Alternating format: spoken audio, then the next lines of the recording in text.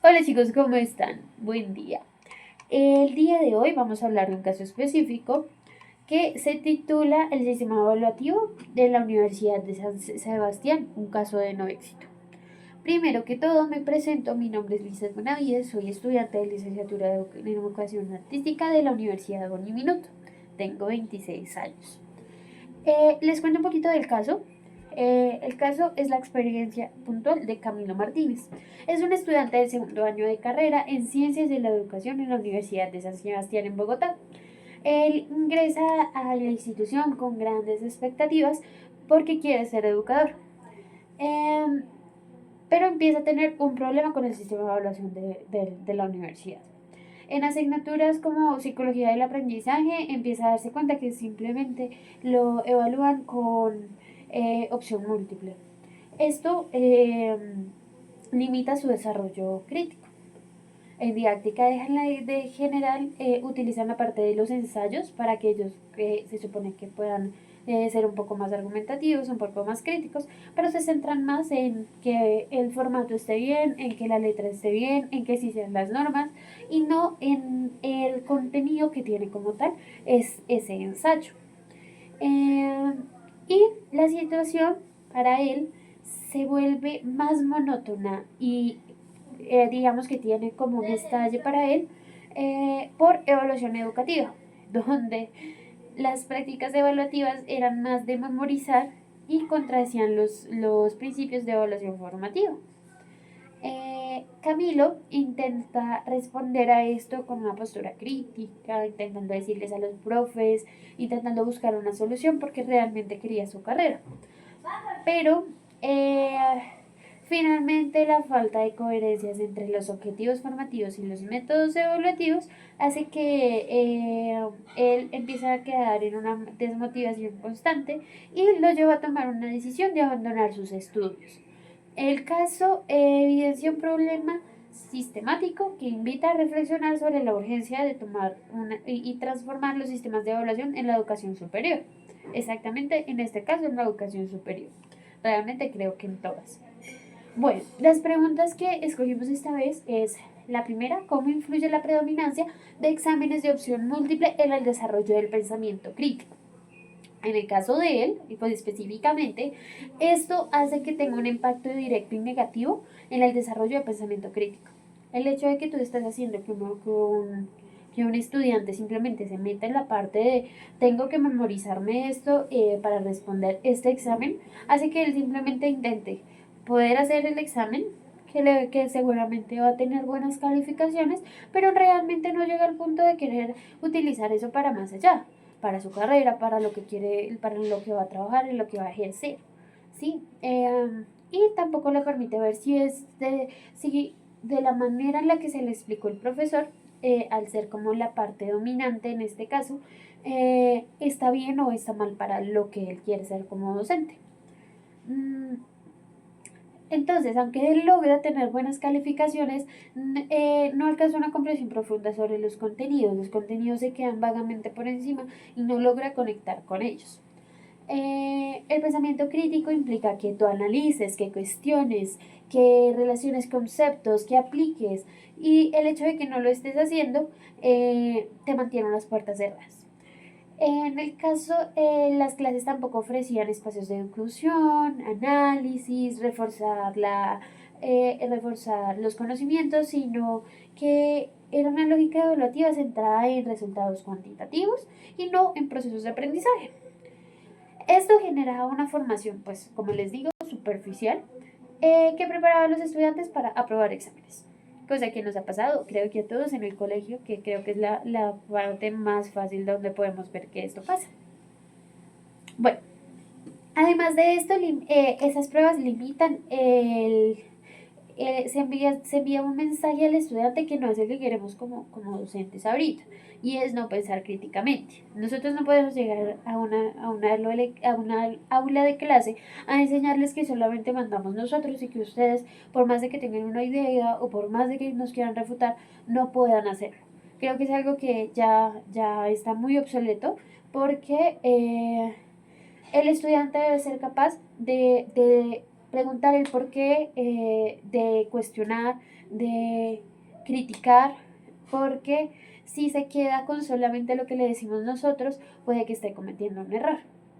Y no va a aprender a hablar críticamente, cosa que es supremamente necesaria para la sociedad en la que estamos. Bueno, cómo esto implica en su trayectoria estudiantil, realmente lo afecta negativamente y empobrece todo su proceso formativo. ¿Listo? Tanto que llega al punto de querer desertar y de desertar. ¿Listo? Ahora, siguiente pregunta. ¿Qué implicaciones tiene la retroalimentación limitada en el formato de aprendizaje significativo? La retroalimentación es un elemento que usamos para el aprendizaje formativo y que permite al estudiante comprender tanto sus fortalezas como debilidades y en qué puede mejorar. En el caso de Camilo, la retroalimentación recibida en la asignatura de didáctica general, que es en la que vamos a hablar, se centraba solamente en cosas como lo que les decía al principio, como la gramática, el formato, y no en lo que él había escrito en el ensayo. Aunque no digo que no sea importante la gramática o que no sea importante el formato, es importante que si le estamos enseñando a algún estudiante, sea... Eh, cómo explicarlo, sea eso lo que le vamos a evaluar, no el cómo lo presentó.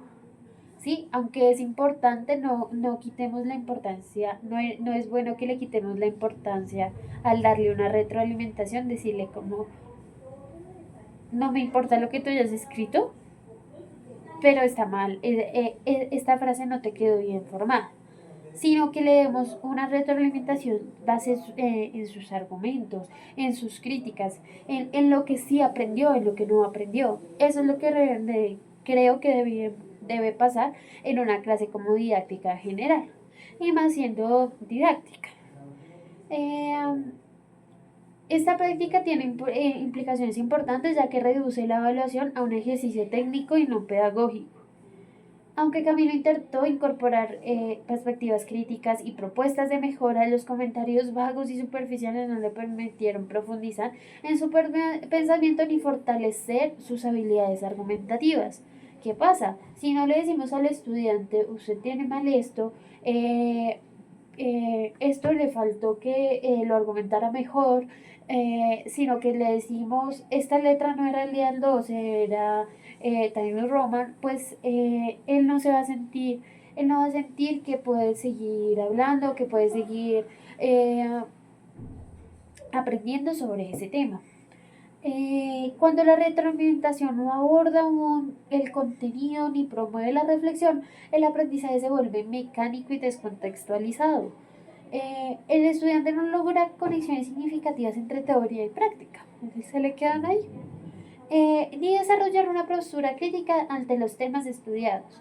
En consecuencia, la evaluación deja de ser una herramienta para el aprendizaje y se transforma en un factor de desmotivación para nuestro estudiante, cosa que nos ocurre con Camilo. ¿Qué pasa? Ahora, ¿cómo afecta la falta de discusión y análisis crítico en la motivación estudiantil? La ausencia... Bueno, hemos vuelto. En la pregunta número 3 nos preguntan, ¿cómo afecta la falta de discusión y análisis crítico la motivación estudiantil? La ausencia de espacios para la discusión y el análisis crítico afecta directamente la formación y el compromiso de los estudiantes con sus procesos de aprendizaje. En el caso de Camilo, las clases se caracterizaban por una metodología expositiva, donde el docente transmitía la información y el estudiante simplemente era como un rol pasivo, un rol que se quedaba simplemente aprendiendo y diciendo que sí era todo lo que el profesor decía. Esta dinámica limita mucho la participación activa de los estudiantes y el sentido de pertenencia con su proceso educativo. La motivación académica se fortalece cuando el estudiante siente que sus ideas son valoradas, que puede construir conocimiento de manera colectiva.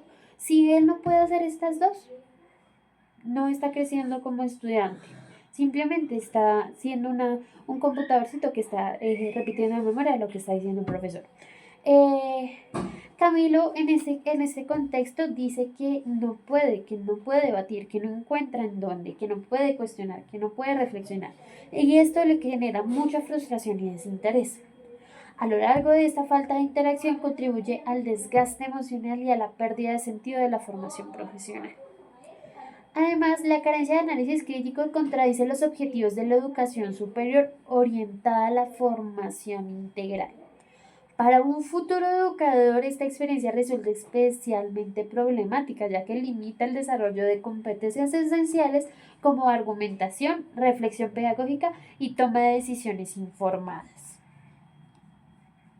Ahora, ¿qué impacto tiene la rigidez en los parámetros de evaluación en la creatividad? La rigidez de los parámetros evaluativos, como se evidencia en la asignatura de evaluación educativa, tiene un impacto negativo en la creatividad y en la parte de innovación de los estudiantes.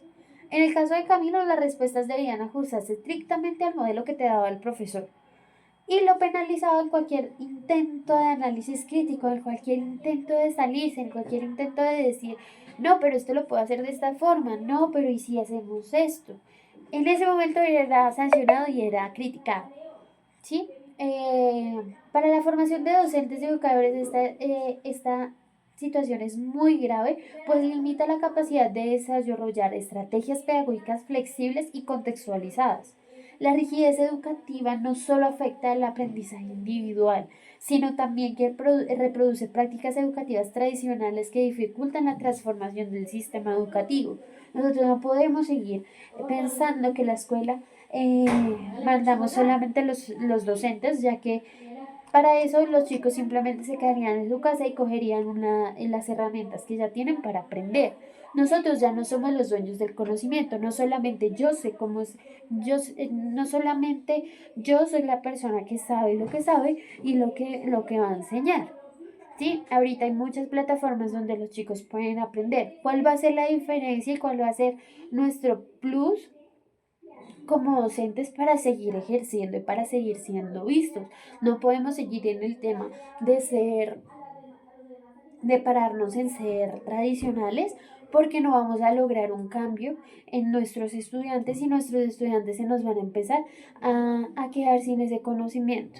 Y va a pasar lo que pasa ahorita mucho en día, por decirlo así, que viene un estudiante y ya no se acuerda de la mitad de las cosas que vive en el colegio. Eh, bueno, eso por ese lado. Los métodos participativos también habrían permitido a los docentes reconocer la diversidad de estilos de aprendizaje y valorar el pensamiento crítico. En este sentido, la evaluación dejaría de ser punitiva y para convertirse en una herramienta de acompañamiento y mejora continua, que así es como se debe ver la parte de las, de la evaluación, de la parte evaluativa. Bueno, por último quiero que terminemos concluyendo. ¿Cuáles serían mis conclusiones y cuáles serían mis recomendaciones en el caso de Camilo?